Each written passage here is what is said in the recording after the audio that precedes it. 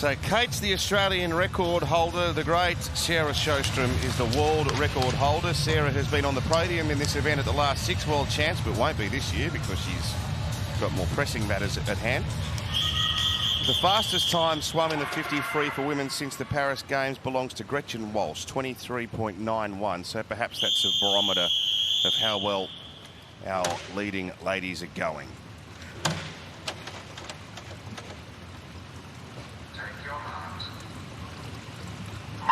Meg Harris has been in irrepressible form whenever she's jumped in this week, and this is her main assignment. She's in lane 4, Olivia Wunsch next to her in lane 5. Strong start, Alex Perkins in lane 6 as well. Just under 25 to swim, and Harris has taken over. She's powering through the water. Another dominant and authoritative display by Meg Harris. She has blown the field away. Oh, she won with consummate ease. 24.17. Olivia Wunsch gets another swim in Singapore. Another second place finish. That's second in the 50 and the 100 free now. It's a tie. It's a tie for second between Olivia Wunsch and Alexandra Perkins. Oh, dead heat for second. Dead heat for second. Ooh. Is that a swim off? And both swimmers under qualifying time. So this will be very interesting to see what happens and who will get that individual spot. It's not something that I have encountered before. It's not something that I am aware of what the protocol is. I'm guessing that there will be lengthy chats.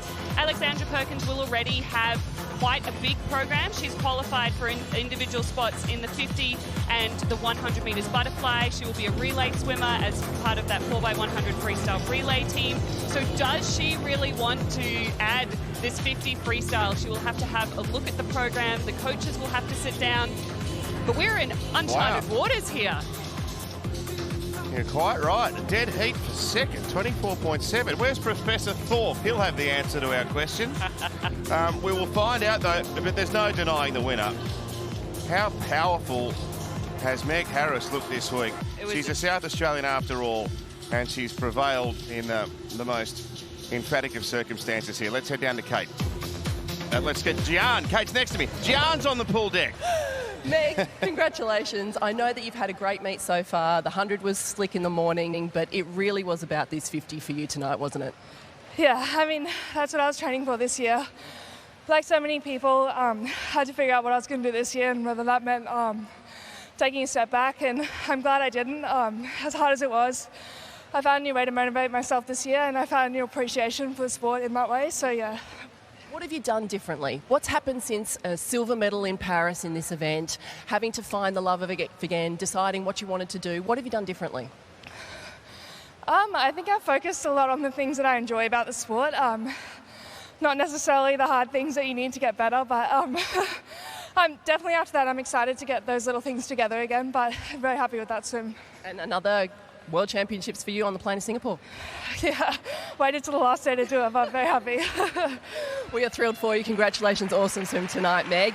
I don't really know what to do now with Alex and Olivia. Dead heated for second. I'm not sure who gets the swim. If you both get the swim, I think you should both get the swim. But is there a paper, scissors, rock going on? Is someone prepared? No? Yes? Okay, first, Olivia, for you, getting a spot in the 100 free last night. So this is almost a bonus in a way. Great to have another individual swim. Yeah, definitely. I mean, yeah, I just wanted to focus on my race plan tonight and have fun. I had a lot of fun, so mission accomplished in that sense. And yeah, really exciting to finish second. We've had a few close ties this week in the girls, so yeah, it's just fun. Yeah. Absolutely brilliant. Thank you, and well done. We'll see you in Singapore. And then, yes, for you, Alex, when you looked up and saw the scoreboard, what did you think? Yeah, I was very surprised. That's a really fun event for me. You know, I don't train too much freestyle, so I'm really happy with that time, and I guess go back and see what the schedule's like and see what the goal is from here. Well, it's been an exceptional week for you as well. Congratulations to all three of you. We will see you in Singapore. Well done. Thanks, Jan.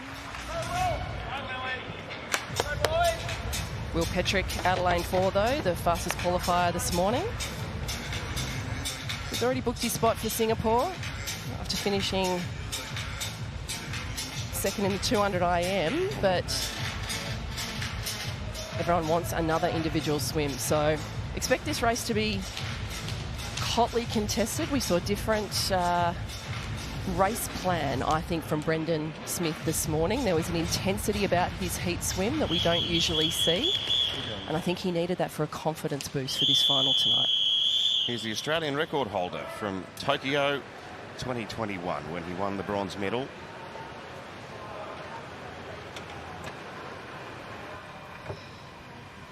Take your marks.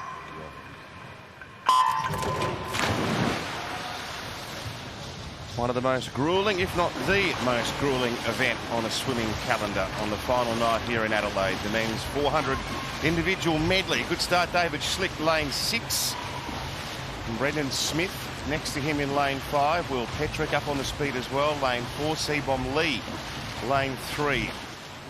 The swimmers that we expect to potentially dominate the finish have all made positive starts. And over in lane 1, Noah Camprad from Bond, also near the pace. So David Schlitt showing off the skills that he has off the wall, so would have the fastest turn times. It will make a difference here in this race over 400 metres. This butterfly starts pumping the leg muscles, especially the quads, hamstrings coming up on the kick, and you really want good underwater work, which requires the same muscles in the backstroke leg happening now. So into backstroke. See Brendan Smith, stroke rate is up, it's high, looking very comfortable, however. And Will Petrick competed in the backstroke events, so he's more than proficient at the discipline. Smith, a noted backstroker as well. Seabom Lee himself participated in the backstroke this week. They're all doing this with a certain level of control. So they're actually planning their race out so that they don't consume too much energy in this backstroke leg. You will see David Schlitt underwater, great work to catch back up. He's letting go. They're getting ahead in the swimming component of this race. Breaststroke legs coming up. This tests every individual medley swimmer. If you can't do breaststroke, this is not the event for you. So Smith looks to have just accelerated here towards the back part of this second backstroke lap.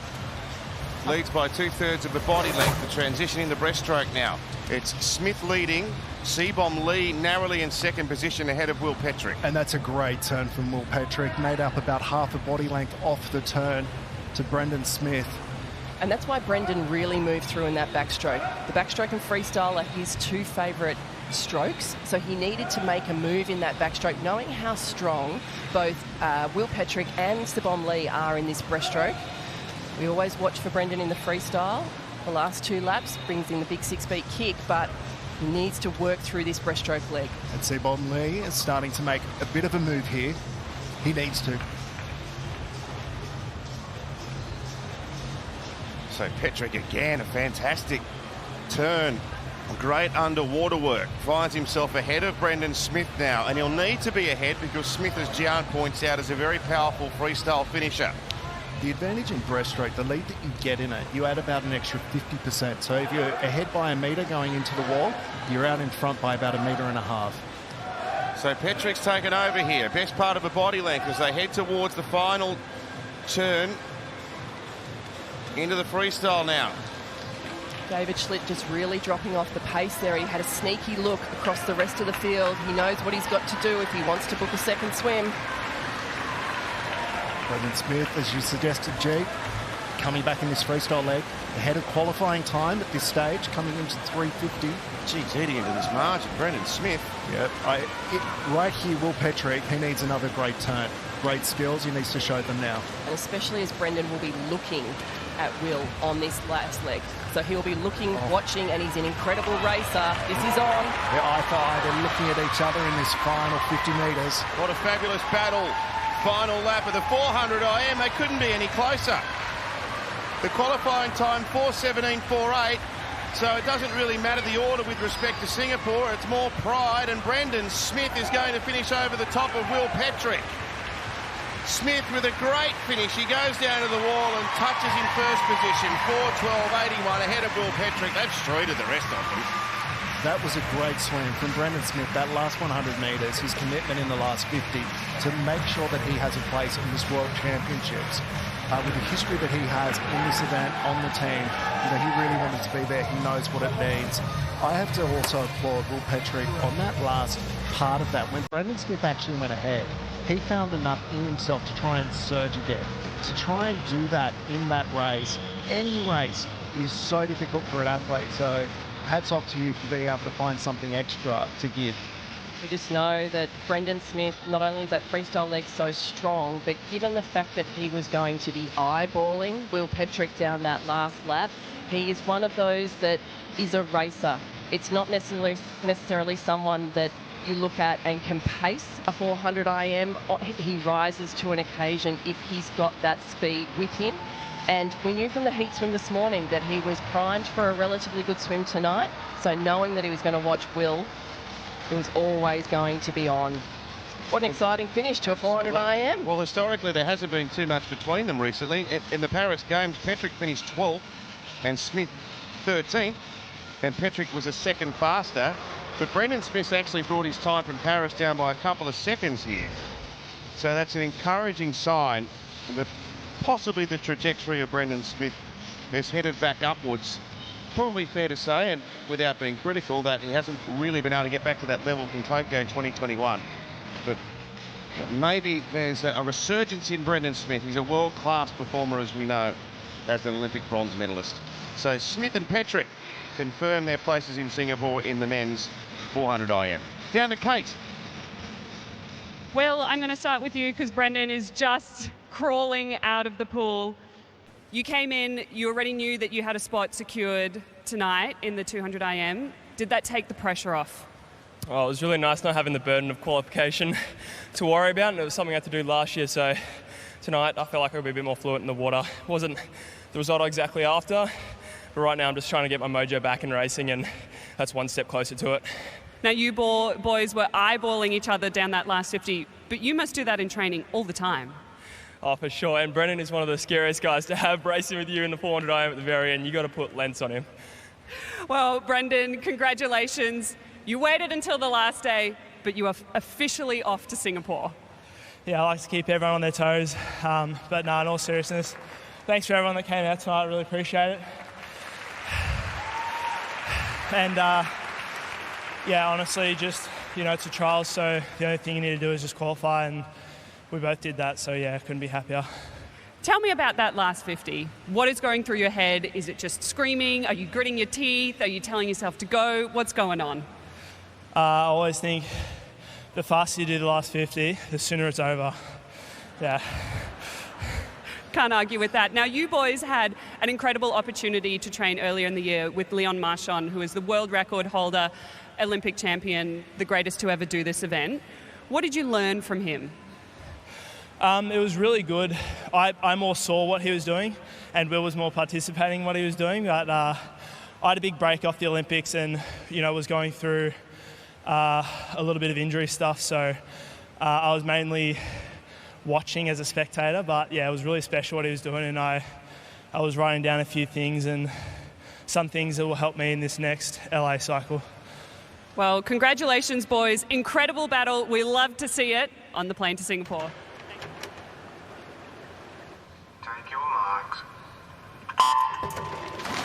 So Jenna Forrester, fastest qualifier. She was third behind Tara Kinder and Ella Ramsey in this event at Nationals in April.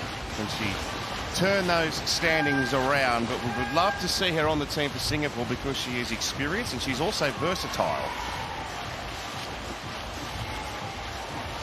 So at the moment it is Ella who is leading us out. She has a great start, and she usually surfaces first with a bit of a lead. We've seen that of every start that she has performed this week.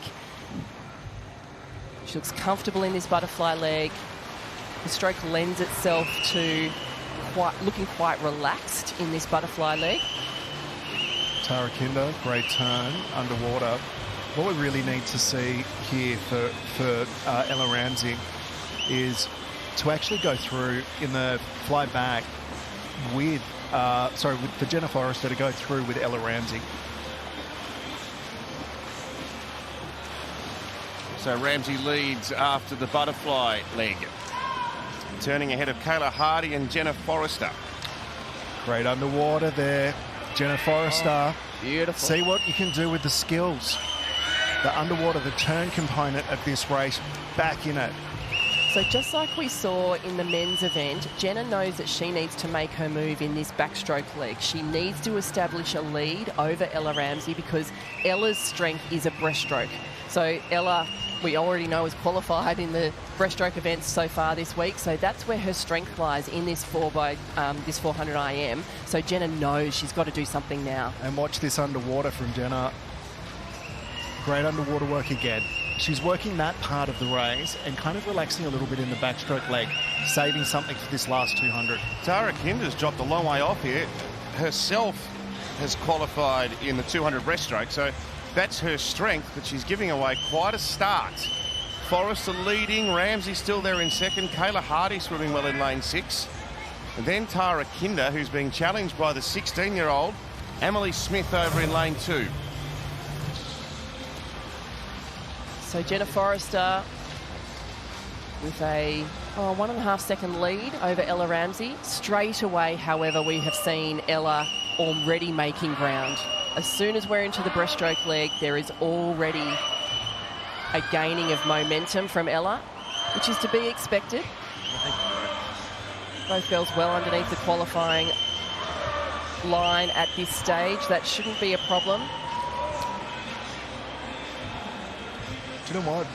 I actually find that Jenna Forrester is holding off Ella Ramsey pretty well that first 50. It was an initial gain that she made off the turn. We'll watch again here. Initial gain, and then back into the swimming component. So we're going to have another race when it comes to this last 100 metres freestyle, like we saw in the men's. Look at Kayla Hardy. One of the unheralded chances in the final from lane 6. She's sneaking up on the lead too. And Tara Kinder just needs to get a wriggle on from where she is, but she is making up some territory here on the second breaststroke lap. Ramsey taking over. Forrester in second position. Very little between them. Hardy swimming well, and Kinder has made up considerable ground, but at the moment it looks like the lead two have it between them. That was a tough breaststroke leg for Jenna there. Struggling a little bit into the turn, a slow turn into the freestyle. So this is where it will become apparent. Jenna had a break after Paris, wasn't sure what she wanted to do, has struggled to get back into training, didn't know what this preparation was going to look like, didn't know if this team was a possibility, but she's having a fabulous swim, and at the moment you would have to think that she is going to book her spot to Singapore. 50 metres to swim. Ella Ramsey leads Jenna Forrester. There's a real race for third position between Tara Kinder and Kayla Hardy. But Forrester's refusing to lie down, trying to issue the challenge here. Ramsey, she's been unbelievable this week in Adelaide. One last effort. She's trying to qualify for a fourth individual event. She's going to because she's in front of the line, but can she hang on for the victory? Forrester really fighting hard. This is going down to the last stroke. Forrester v Ramsey. Ella! It's Ella's week in Adelaide. 7/100 to the second. That she time has been the swimmer of the trials. Oh, congratulations, ladies. Geez, these 400 IMs we have just seen are absolute race to the finish. And don't you love to see it? Jenna Forrester never saying die, wasn't happy with second position, wanted to have a final crack. She knew that that qualifying time was on the line. She wanted to get on this plane to Singapore. Ella Ramsey, she's had a huge week. That is now her fourth individual event that she will swim in Singapore. So the week has been huge. What an incredible end to the women's 400 IM. Was a PB for Kayla Hardy as well in that race.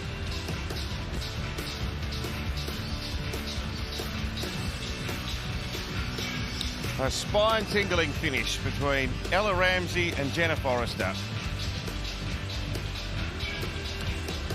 You could see Ella breathing to the left, so she didn't know that Jenna was surging. Jenna breathing to the left is like, I'm not saying die. Absolutely fabulous racing. And she really has been the swimmer of the week. 4 events, 4 qualifications. She's going to be busy in Singapore, is Ella Ramsey. But she goes there full of confidence of delivering on the biggest stage for the Australian Dolphins. What a week. Let's go to Kate, who's with both those combatants in such a ferocious finish. Ella, you incredible human being. 4 qualifications for Singapore. That was an incredibly tough race. Yeah, definitely. Waiting for the last day is always hard, but even hard when the 4 a.m. is the last day. So had to keep it composed, and I'm really happy with that time. Have you had a look at the program over in Singapore and figured out how you're going to manage to slot everything in? To be honest, no, but I think Mel and I should have a chat after this. I think that would be a good idea, but phenomenal swimming this week. Incredible. Jenna, I'm going to bring you in. Congratulations, day 6, and you can now say you're on the plane to Singapore. Oh man, I really left it till the last minute, but I'm so happy with that. I feel like this year has been a bit interrupted for me, so I didn't know what I was going to be able to do coming into this week, so that's the fastest time I've swum in 2 years, so I'm so happy. And did I also hear that it's your birthday? Yeah, it is my birthday. So that's a great present. I'm not sure a 400 IM I would call a great present, but maybe qualification for Singapore is a great present. Now, you were a member of the Paris Dolphins team. What did you learn from that experience, and what has made you hungry to come back? Yeah, last year was definitely a lot of fun. In Paris, I missed out on the final by just 0.1, so I don't know. I think that left me hungry, and I'm definitely ready to go. Eyes set on LA, so we'll see what happens.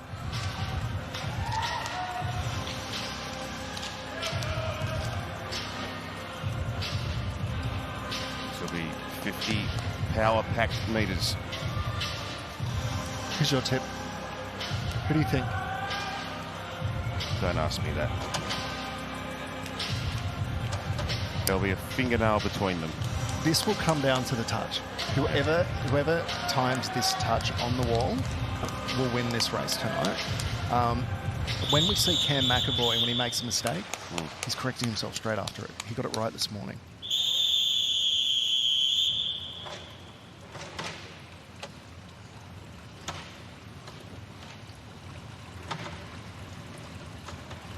Take your marks.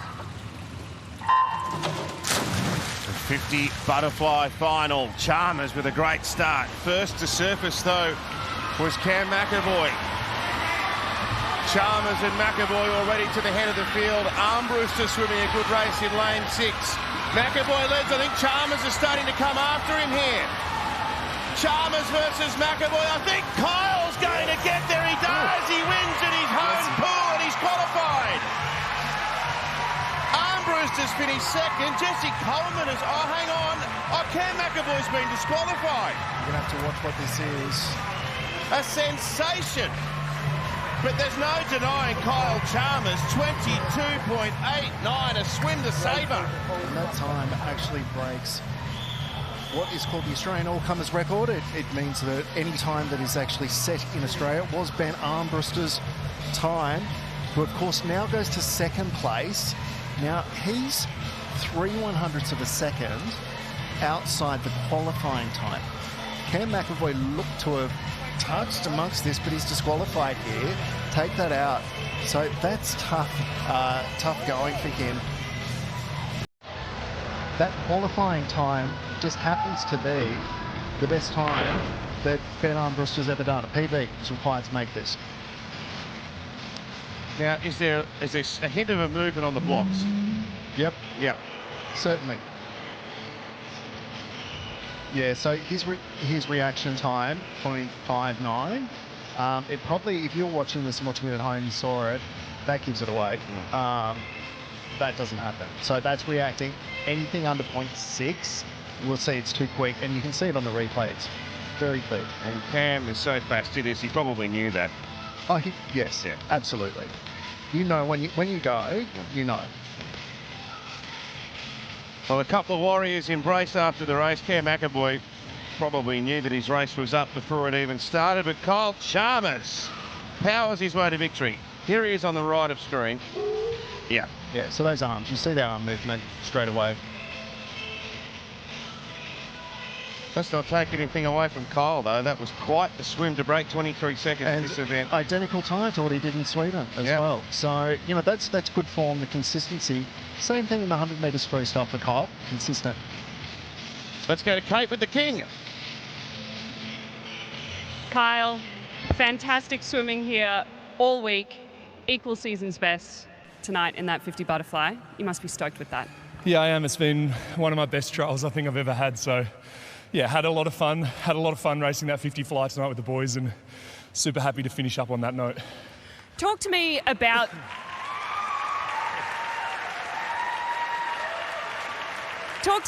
this newfound fun that we are seeing. You know, there were rumours before Paris that Paris might be your last Olympics, and now you're talking about going all the way through until Brisbane 2032. It feels like something fundamental has changed for you. Yeah, I think it's just like I'm back swimming in South Australia. I'm super proud South Australian. I'm swimming with people that love swimming as well. Like, we're able to enjoy coming to training each day, having fun, getting the most out of each other. I'm loving the coaches that I've got at the moment, and I'm in a really great place with swimming. So why not keep doing it while I love it? Well, we love to see you do it, that is for sure. Now, this event behind me, this is going to be an event, an Olympic event in LA. What does that mean? This was probably my best event growing up. Like 11 years ago, I was able to win my first trials medal in the 50 fly. I think I was about 24-0, 15 years old. So it's been an event I've loved to do my whole swimming career, and it's amazing that it's going to be an Olympic event. I thought Brisbane might be a little bit too much of a stretch, but now that the 50 fly's in, who knows, maybe I can continue on until then. But we'll take it year by year and just continue to have fun. But yeah, loved having the opportunity to race it tonight and take it a bit more seriously. Well, a happy swimmer is a fast swimmer, and it is wonderful to see you so happy and so fast. Congratulations, Kyle. Thank you, Kate, and thanks for all for coming out tonight. Really appreciate it. Lani, incidentally, PBs in the 200, the 400 and the 800. Can she complete the fourth one tonight? Maddie Goff, she had a great swim a couple of years ago. Those trials for Tokyo was when this Australian record was set. Looking to get back on the team. She hasn't booked a spot to Singapore as of yet. Has to wait until the final night for this 1500.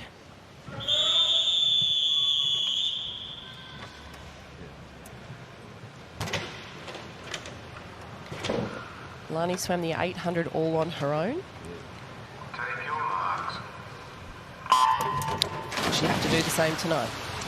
So lane one, 18-year-old Chloe Broderick from the ACT, who cites Lani Pallister as one of her idols. What a thrill.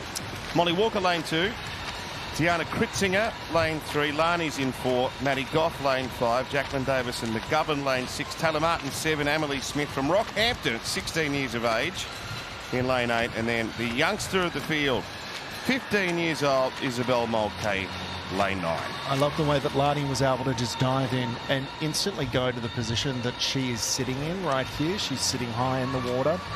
Similar to what Kate was explaining of what she does in the 800 and where that improvement came from over each lap. She has a great flow to the stroke. The kick's just balancing her out, but the water's moving off her really nicely.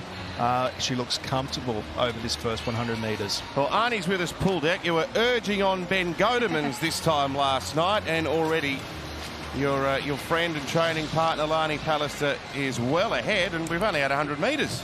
Yeah, she's out in sub 1 minute, which was really quick for the first 100 of a 1500, but she settled into her rhythm really quickly. Her stroke rate's a bit lower than the 800. Her legs are nice and flowing, that she's not utilising her legs too much to save a bit of energy. And Maddie Goff on her left, she's an open water swimmer, so Goffy, she's going to be so consistent in her splitting. So for Lani, her job will be to get out in front and try and hold on. So the pace here backed off a little bit. So 31 second, that'll be 102, 103 pace. So a couple of body lengths clear, Lani Pallister. Lane three, Tiana Kritzinger holding down second, then Maddie Goff, but little between Maddie and the remainder of the field. But Lani already out in a race of her own. I'm sure this national record's going to go. She only needs to lower her Personal best time in this event by a couple of seconds, and that was set 3 years ago. Before the race got underway, Lani had a chat with Gian about her thoughts on the 1500. Okay, Lani, 1500, haven't raced it in a while. What's the thought process this time around? Yeah, it's been a full year since I raced it. I didn't end up racing it at the Olympics, obviously, with COVID, so it's exciting to get back in and give it another crack and just see what a year's worth of training kind of does to my time from last year. I've moved to a new program with Dean, obviously, and I'm just excited to see, the main sets in training that we've done that have been 1500 specific, and I guess more of the speed stuff and how they compare for the 1500 this season. How has it been changing coaches? Has it revived you? Has it given something a different motivation? It's been really interesting. When I was at Grip with my mum and Bowley, I was one of 2 distance swimmers, and now I'm one of about 9. So it's really fun having a group of athletes surrounding me whilst we're in training and being able to grind on longer sets together. I think having the extra people around really boosts morale. I'm lucky that I get to train with Jamie Parkins, Elijah Winnington, Ben Godemans, who would have raced the 1500 yesterday as well. So it's just a really nice group to be able to do those long grindy sets with, and also have just an incredible group of people around me that are inspiring me every day. And has Dean changed any tactics? Is there a different way of approaching this race, or is it historically how we've always done it? I feel like he'd like my back end to be a little bit better than what it historically has been, so fingers crossed that's all paying out at the moment in the pool. But I think he's more excited just to see what happens this year and use the next 3 years as a stepping stone going into LA. I guess that's obviously the end goal. Swimming well this season is important, but I think it's more getting to know me as an athlete and him and myself, building our relationship going forward towards the next Olympic Games. Given that Paris, there was so much out of your control, falling sick, getting COVID, during the racing preparation itself, how do you feel about this year? How are you attacking World Championships? I've not really thought about it yet. I think I'm still kind of processing my disappointment from Paris, which is kind of funny considering it's been a full year. I pulled out of the 400 to race the 1500 and then ended up having to pull the 1500 to then focus on the relay, and I'm just grateful that I got the opportunity to race the final and still managed to put together a decent heat swim so that I was one of the top 2 girls from that morning. And walking away from an Olympics with an Olympic gold medal is everything I dreamed of, but there's so much more that I want to do in the sport. So yeah, I hope this week is everything that I hope and dream that it can be, and really using that, just seeing what times we put out here and taking that back to training for the next 5 weeks before we go to Singapore, hopefully. All right, great insight there from Lani Pallister, who turns after 450 metres with an almost 10-second lead. Arnie, how quick do you think she's going to go at this rate? I think she's definitely on track for a PB. She's now clocking consistently 102, so it'll be whether she can actually hang on to that consistency of pace for the rest of the race. But watch her off this turn here. She turns, she just took a sneaky breath there, but she turns and she kicks out of the wall. And that's just to make sure that off the ball she utilises as much of that speed and push off as much as possible. She breathes every stroke. She's in a great rhythm. Her stroke rate's consistent. She sits really high in the water. And like the 800, it'll be up to her to pace herself. She has no one to work alongside or pace off. Typically what she'll be doing is, as she swims past athletes, she'll be seeing how much further and further and further she can get away from them. And that's how I would think she'd be, I guess, gauging how far in front she is. Arnie, is that what you do to motivate yourself when you've got this kind of lead? Yeah, that's exactly how I would look at things when I was racing a 400 and 800. Sometimes when you swim past someone and you feel their wash or you see their body, you think, oh, okay, I've gained 2 body lengths on them here in this 100, and that's a motivator. Even though they're not right next to you, you can still have a gauge of where people are around you. She's also got clear water though, so that is an advantage, and swimming out on your own, it means you can truly put together a race plan that you want to put together. You don't play into the tactics of others around you. I will note though, she has double breathed on the last 3 turns. So she's taken 1 breath and swung to the other side and taken another breath. And that's a clear sign of fatigue. So I hope that she hasn't gone out too hard. I hope that the fatigue hasn't quite set in just yet.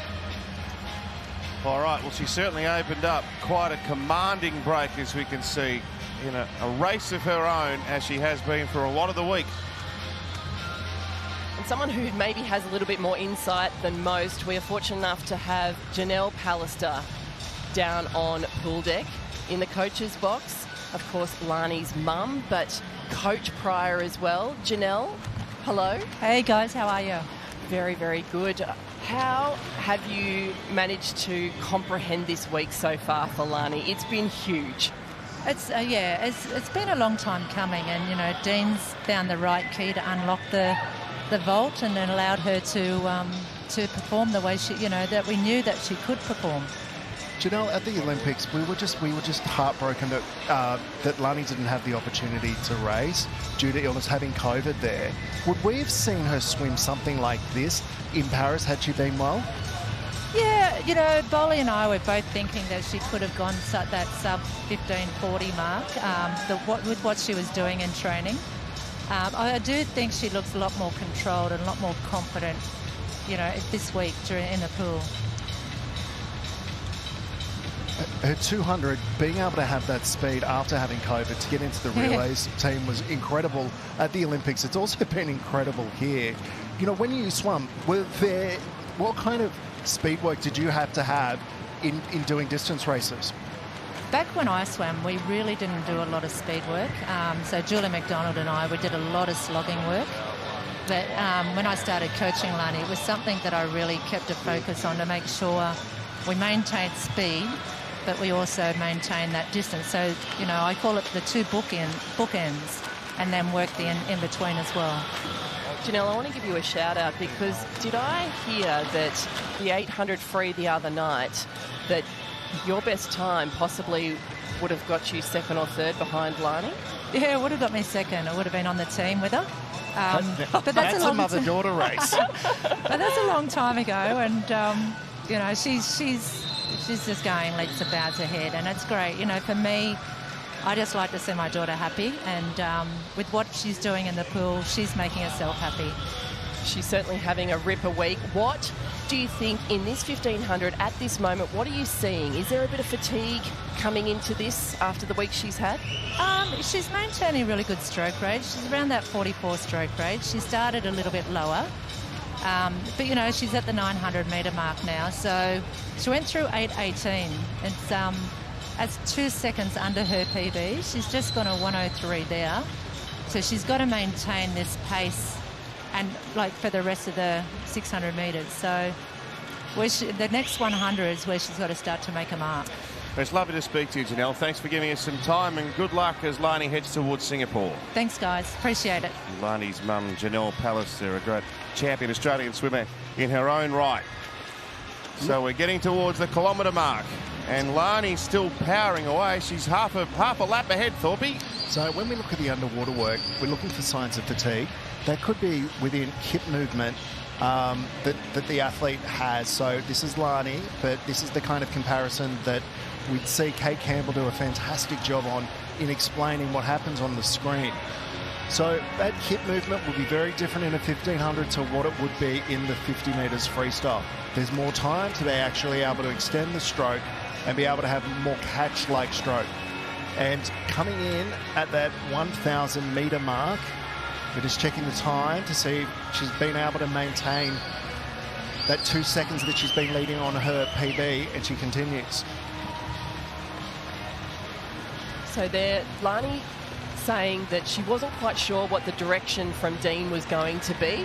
She said he'd like me to be faster at the back end of my race, but she's taken this out so hard from the front end part of the race. Does the racing week catch up with her now? Because I loved how she looked in that first part. She just got on top of the water really early, and in doing so there was a flow to the stroke. It came easily to her, and that may be the thing that's catching up with her now, is what was such a big week of racing, and racing fast as well. And we don't know what she's going to be able to do, but the person who could explain perhaps is head coach Rowan Taylor. Great to welcome you, Ryan. She's knocked over PB after PB this week, Lani, and she's on track potentially for another here. Absolutely, yeah. It's been great to watch, and she's looking good right now, that's for sure. And I think I heard Gian talking about the back end of the week, and it will be interesting with some great racing. It'll be interesting to see if she can hold herself up. With that, Rowan, she'll obviously have the same schedule comes Singapore World Championships. What can she do to be able to recover from those events? Because she'll also have to add to that relay events. Yeah, well, the meet's over 9 days, so or 8 days, sorry, and so she'll have a bit more time in between. And then obviously we'll be looking to, have Lonnie only swim finals and relays and things like that. We'll try to protect her and help her manage that. So it's about the recovery, a bit more time between events, and but obviously much higher standard in the morning. So you're gonna have to be on your game in the heats, whereas here you could maybe cruise a little bit easier in the heats. More broadly, Rowan, we'll announce the team at the conclusion of competition tonight. What are your thoughts on it? Yeah, really excited to announce the team. We're going to have a big mix of newcomers onto the team, swimmers that have made their first long course team or first team. So it's around probably maybe 14 or 15, I think, that you'll see, and it's going to be a great, exciting time for them, mixed with our experienced campaigners. So, first year of the cycle, very exciting. Well, when you compare that, can you think of a team in history where you go back to where you've had that many rookies on the team, or that many people that haven't been on a long course meet? Yeah, it's hard to remember, Thorpe. I think maybe Com Games in 22 we had a number of rookies on there, but probably not this many. Rowan, it's great to talk to you, and congratulations on everyone's efforts this week as we head towards Singapore. It's going to be another great World Champs. Yeah, thanks for that, guys. Appreciate it.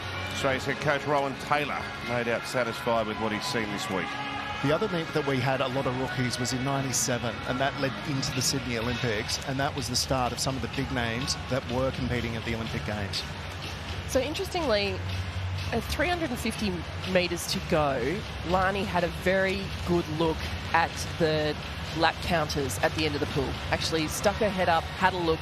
So maybe a little bit disorientated of where she was, wanted to make sure that she was where she thought she was, and she's actually lifted her stroke rate since looking at that board. So whether or not she allowed herself to back off ever so slightly through the middle part of that race, as we said earlier, Dean's directive she thought would be to find something in the final stages of the race, as we just see Dean looking nervously on. Oh, he didn't like that. No. What's he looking at there, Arnie? She's maybe slightly fatiguing on her turns, but she's got just over 150 metres, or just under 150 metres to go, and that's when you're really hurting in a 1500. She'll be saving her legs probably to bring in with, I'd say, the last 50 in a 1500, but as you said, Jan, she's maintained her stroke rate, but with that fatigue, it's just shortened up a little bit, which means her length of stroke isn't quite there like it was when it looked so beautiful at the beginning of the race. But she's got to really come home here to get under that 1440 mark. So that's a very sweet sound that we just heard, indicating that there's only 2 laps to go for Lani. She's tightened up a little bit, that stroke, but she's trying to find something to be able to go. She has the entire St. Peter's Western team cheering her on from beside the pool, encouraging her to kick. So 15:46.13 is the Australian record. Lani turning for one last time. It's been a bold swim, and she's trying to summons every last bit of energy. I think it's going to be under 1540. That's what they're probably looking for in this race here. 25 metres to swim for Lani Pallister. Can she knock over another PB and another Australian record? I think she's got it stitched up. She's gone from emerging star to a world-class performer. Another Australian record. It's a Commonwealth record, in fact. How about that? After the break, Commonwealth record by around about a second. That Commonwealth record was Lauren Boyle, 1540.14. It's exactly a second that she's been under it. That was the mark that she wanted. Well done to Lani Pallister. Huge schedule, being able to qualify, but look at her taking in the breaths here at the end of this 1500. I'm sure a Commonwealth record is worth all the pain. That was a gutsy effort. She was really fatiguing, almost at the halfway mark, but just kept battling on, Gian. That was absolutely extraordinary. We were wondering if the week was going to catch up with her. We were wondering if the level of fatigue after a 200, 400, 800 this week was going to fall on Lani's shoulders, and she just found her way through. It goes to show when you're hitting that sweet spot, when everything is going right, it just continues to fall. So 15:39.14 is a massive swim. She is the third woman in history to break 15:40 in the 1500. Second place in that as well. Tiana Kurtzinger, she's just missed out on the qualification here. And that happens because Moesha Johnson, who does open water swimming as well, has posted a time of 16:02.59 in this race already.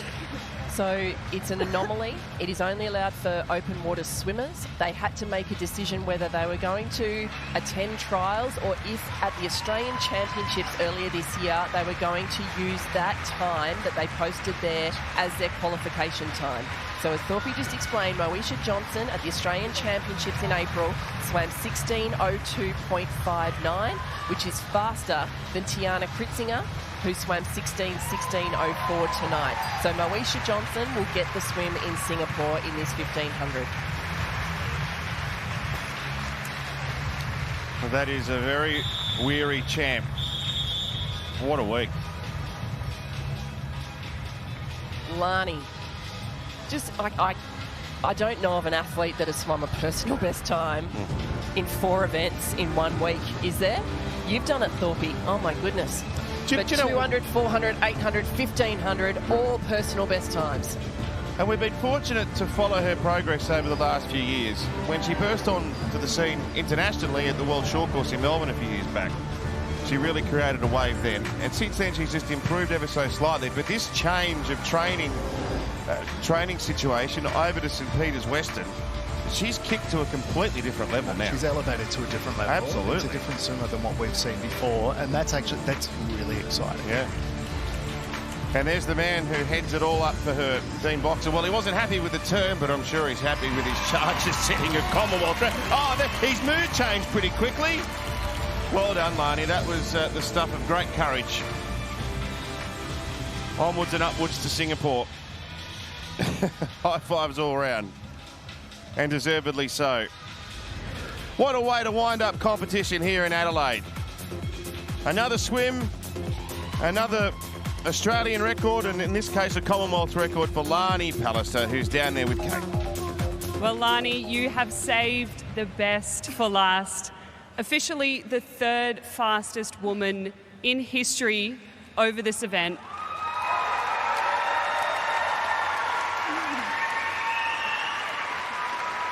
That wrapped up 3.5 kilometres of racing metres this week. You absolute champion. I was chasing number 2 all time.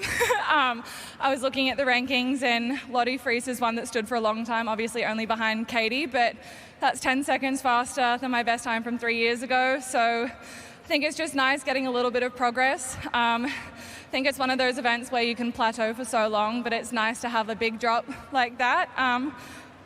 I fell apart with like 500 to go. I felt so sick, but yeah, I'm just really stoked with the week that I've put together, being supported by my teammates, and first trials under a new club with Dean and Mick. So yeah, it's been incredible. Give us an insight. Take us inside what it is like to swim a brave, gutsy 1500 metres like that. Where does it start to hurt? When does it start to hurt? And how do you keep going? That one started to hurt at 500, which wasn't the best feeling.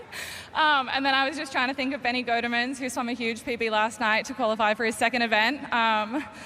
And then I fell apart a little bit. Not like him, he finished so well last night. So I'm excited to go back, train with him for another 5 weeks, and Elijah and Jamie, obviously, with the distance group. But yeah, I think that's one of those events that's just so mentally tough as well as physically. I got to 800 and kind of thought about the 810, considered having a look up at the board to see what I split, but didn't want to get in trouble. So yeah, I'm excited to just go back, have a look at how I raced it, see what I can improve on, and yeah, give it a red hot crack at Singapore.